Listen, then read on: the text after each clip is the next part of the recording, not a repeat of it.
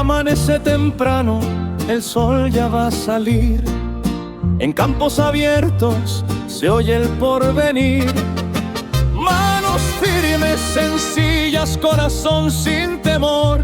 Somos gente de palabra, de trabajo y honor. Tractores rugiendo sobre tierra fiel, surcos que nos hablan del sudor y la miel. No tememos al esfuerzo ni al día que vendrá, porque el que siembra con constancia siempre cosechará. Somos menonitas, gente de labor, puntuales en la vida, firmes en valor.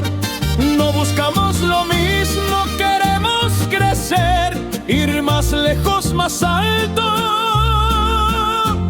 sin dejar de ser.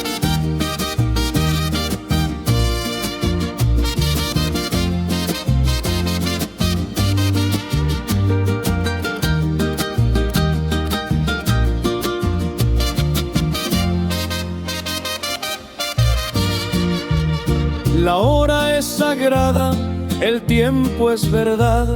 Llegar cuando se debe es señal de lealtad.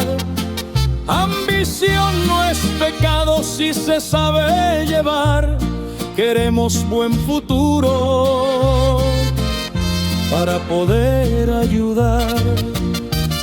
De padres a hijos se aprende el camino, con fe, disciplina y rumbo definido.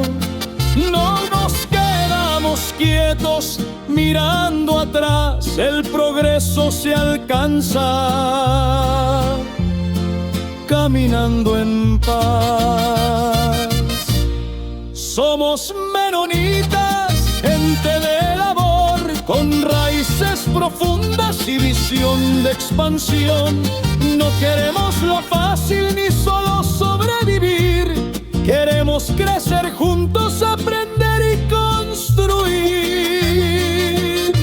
Que suene la trompeta, que hable el violín, orgullo del campo, del pueblo y del fin. Con botas de tierra y sueños de acero, el trabajo es bandera, el futuro sincero. Somos menonitas, así somos hoy.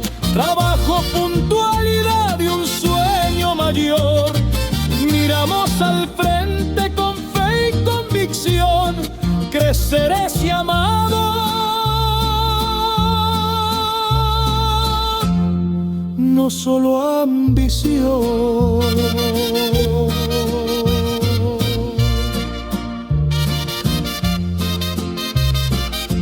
Y con orgullo lo digo, que se escuche hasta el cielo. Este es Abraham Schmidt.